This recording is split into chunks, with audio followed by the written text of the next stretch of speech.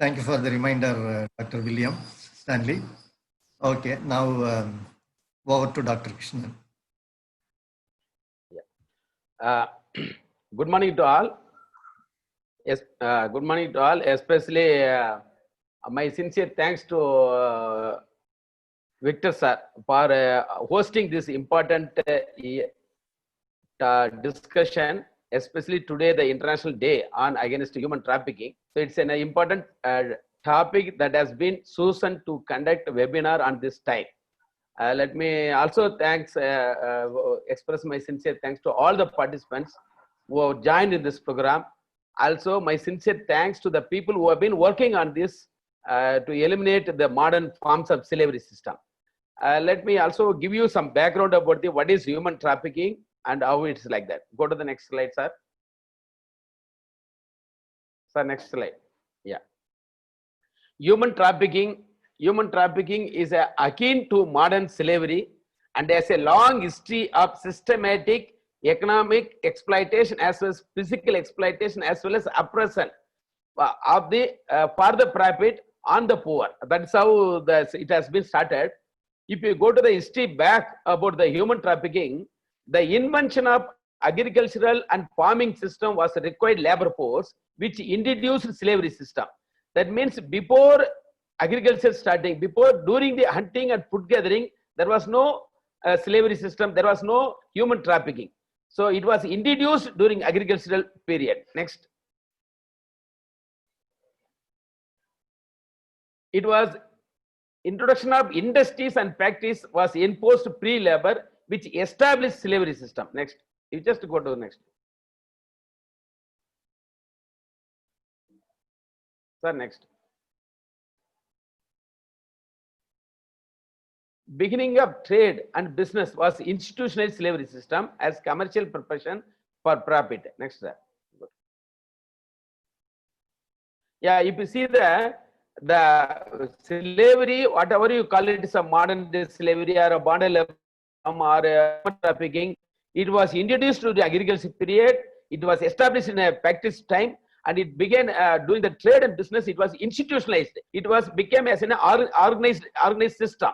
And during the ancient kingdom and followed political power, the slavery system has been expanded and encouraged to all over the country. Now it is, people are calling it a human trafficking, or people are calling it a modern forms of slavery, or people are calling it a contemporary forms of slavery system, like that. Go to the next, sir. Yeah. Human trafficking is a trade of humans for the following purpose. It is like, people can trade with rice, people can trade with products, people can trade with like examples of agricultural products or forest products or industrial products or in a computer or bike or anything. Here, human themselves became a product. The poor and oppressed people, their body itself became a product. So those who are doing a business on human, it's called human trafficking.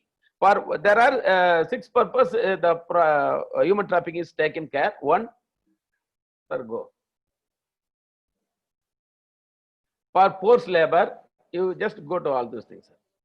Sex slavery, commercial sexual exploitation, domestic bondage or forced marriage, and war slavery and human organs. If you see, these are the key purpose why human trafficking is happening, or why human trafficking, the trade or the business or the slavery system is happening for this purpose.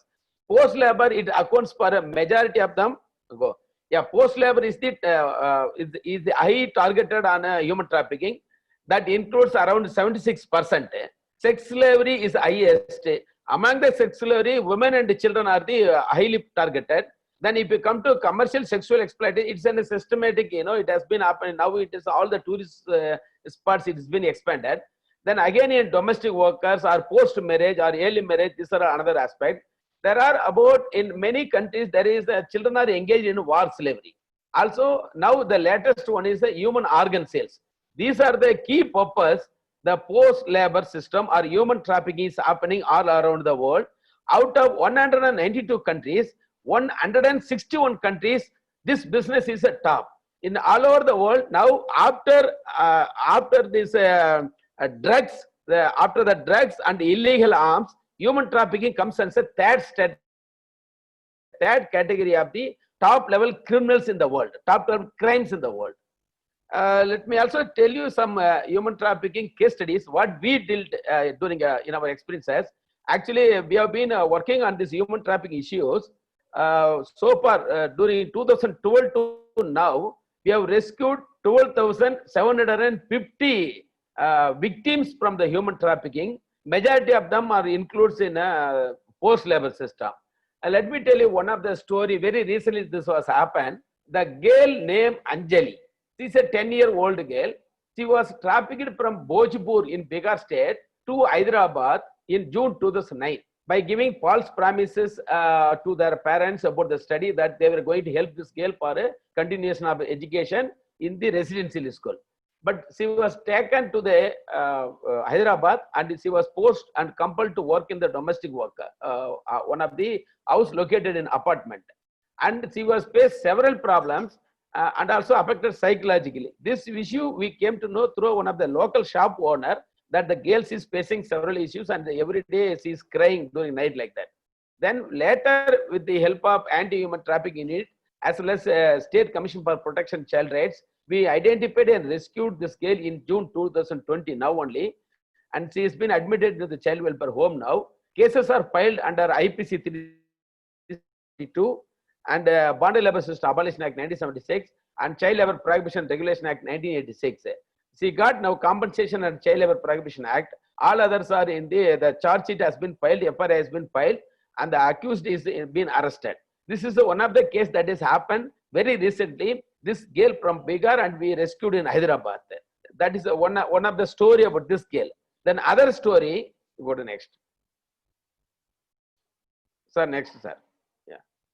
Yeah, another issue. Very this was again identified last year. A girl called Sona Sri, aged 18, Madhuri, aged 21, Laliba, aged 20. These girls from almost border of Orissa and Bihar. There is a district called Mayurbhanj. Edge of not border of Orissa. It's a border between West Bengal and Orissa. We were also we had a lot of trouble in identifying which state they belongs. Finally, it was almost edge of the Mayurbhanj district. She was trafficked by a contractor and promised to pay rupees 15,000 per month to each person to work as assistants in a hotel management in Bangalore. But actually, these three girls, young girls, were been transported to Tamil Nadu, one of the famous tourist center, and added over to a nearby a farm owner. This was happened in September 2018. Later, they faced all types of issues, including sexual abuse and continuous violence, and also 2-3 times they tried to escape, but they brought them back and they were beaten and they were put them in the dark room. They somehow that girls, one among them, through one of her friend, they communicated a message through one of the relative in Mayurbhanj. From that, we came to know the issue. Then it came to one of our local NGO network. Then we, with the help of district magistrate, we identified and rescued in March 2009.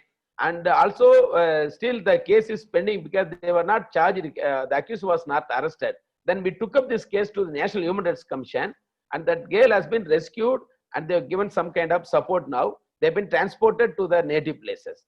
The other case was very interesting case, that is trafficking for post labor. One named Balraju and another 56 tribal workers. They belongs to Chenju tribal committee. All these people are belongs to Nagar Kurnool. There is a village called Yarabanta in Telangana state.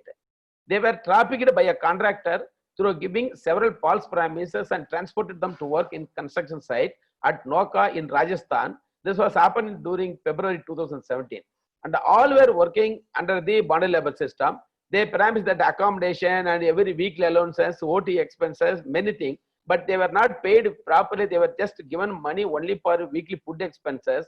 All other wages has been reduced in their advances. This case was identified and rescued with the anti-human trafficking unit with the support of Telangana police station. Actually, we could not be able to find the people through the mobile chip. We went to the crime. From the cyber, we got the location And then we went as a team from Telangana, about 3 vehicles. We went all the way, we traveled to Rajasthan. Then we identified and rescued in 2018, and the prosecution is going on at the court. Meanwhile, 50% of compensation were paid to all the laborers. This was also the case has been filed under the IPC 317, Prevention of Atrocities Act 1989, then Bonded Labor System 1976, and also some children were there. So we used Child Labor Prohibition Act. This was other case. This is like, one of the domestic work or one of the trafficking for hotel management or other labor, forced labor. These are the different types of human trafficking happening within India. Next. Here, when you come to role of civil society organization, what are the in this is addressing human trafficking? You go to next, sir. Sir, next. See, we need to understand the magnitude of the problems and its impact on the society. Human trafficking, it is not a new. The word may look like, human are trafficked or human becoming the trade. Actually, human trafficking is a part of slavery system. The slavery system, which was introduced by the Western culture on the countries that practice traditional livelihood system, like in Africa. Then it spread to Asia. Then it spread to Latin America, like that. So that human trafficking is a very, very big businesses, and the criminals of these people, they're well united and well connected across the world. So this has been, it is an injustice and it is an illegal activity. Human trafficking earns profit of over $200 billion every year.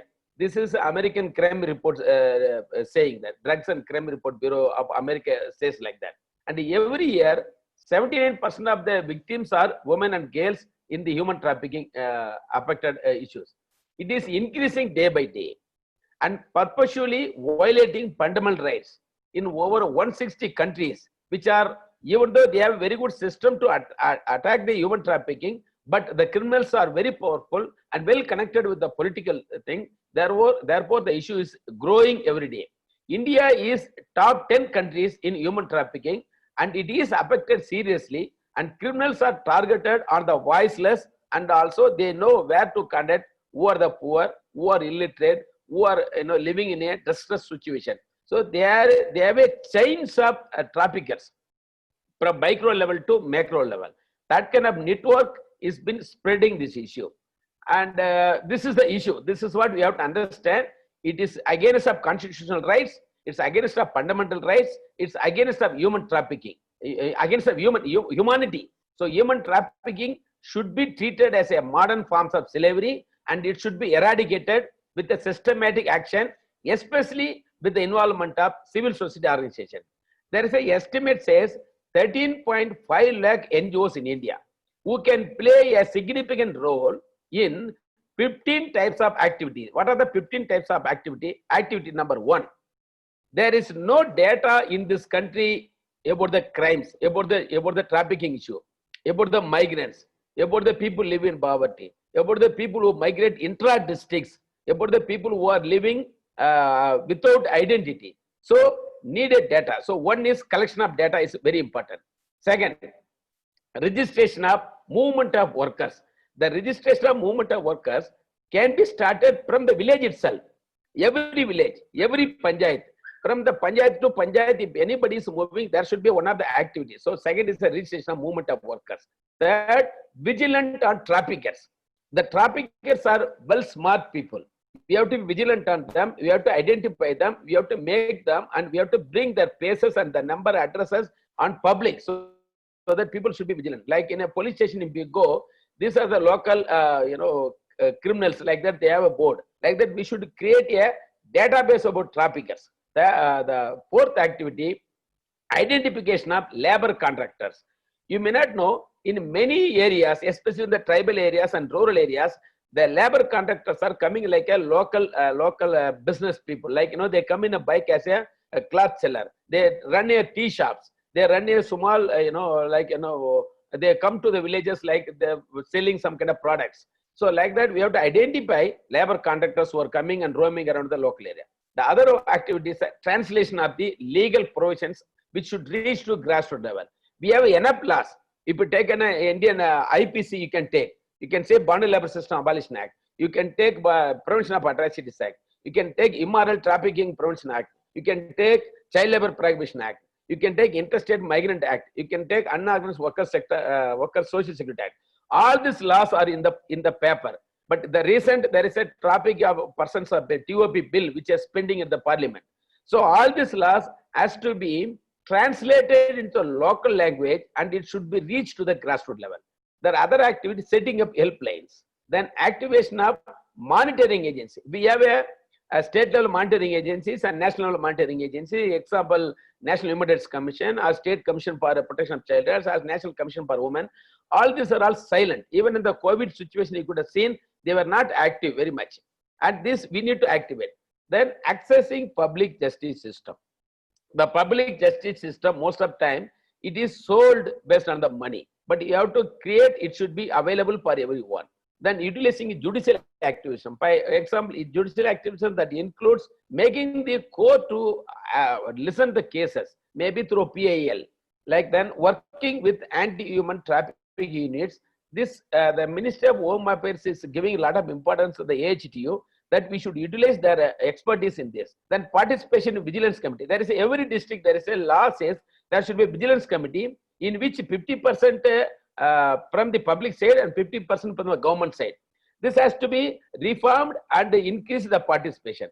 Then involving local self-government. See, local self-government is the other powerful tool to practice democracy as well as to promote people's rights. And the people's voice can be utilized properly.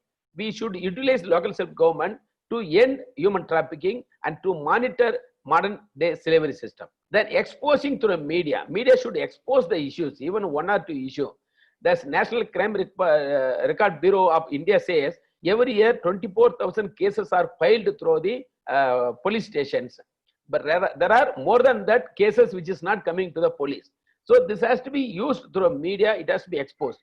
Then effective enforcement of laws. We have a laws, we have a policy, we have a scheme that is not enforced properly.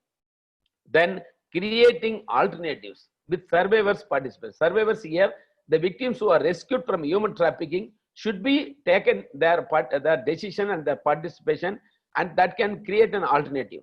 With these 15 types of activities, we can surely eradicate human trafficking in our country. Go to the next. Go to the next, sir.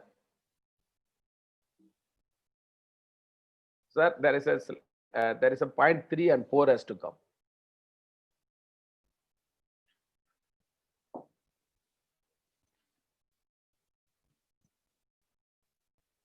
Yeah. See, this 15 type of activity can be divided into 7 areas. That is, one, human trafficking is a constant issue. You need to do identification. You need to do rescue. You need to do repatriation. You need to do protection. You need to do prosecution. And you have to do rehabilitation and further prevention. These are these 15 types of activity can be divided into all these 7 categories. These 7 category activity should be constant work of the government with the support of civil society organizations. With that, we can eradicate. Then what is the lacking in our country is the better coordination and cooperation with multiple stakeholders at all levels. There's the multiple stakeholders who are prime here are the one side is the government, second side is the civil society groups, and third side is the public, and fourth one is the victims of human trafficking. There should be a coordination and cooperation between these groups, and that can create a local level, then district level, then state level, and national level. This is how you can end it. Otherwise, the issue will be it will be prevalent in our country. Go to next, sir. Sir, next. Victor, sir, next. Yeah. There are so many laws in this, but I would like to say, when you come to human trafficking, the important law which is playing a vital role in eradicating human trafficking is Indian Penal Code IPC 1860. Perhaps this IPC would have, was the first law which was created in India during a British period. This before this, in 1848, there was other law. It's called Indian Slavery Abolition Act. That Indian Slavery Abolition Act, which came based on the route that was established Rani of Trivandrum in during late 18th. She announced, she made one policy that there should not be any slavery system in my kingdom. That was in Trivandrum. It was happened. After that, the British learned, and then followed that the British India, they passed the IPC. In the IPC in 2013, that amendment includes, these are the key sections. IPC 370 says, trafficking of person or persons shall be a non-bailable offense for 7 to 10 years imprisonment, rigorous imprisonment. Then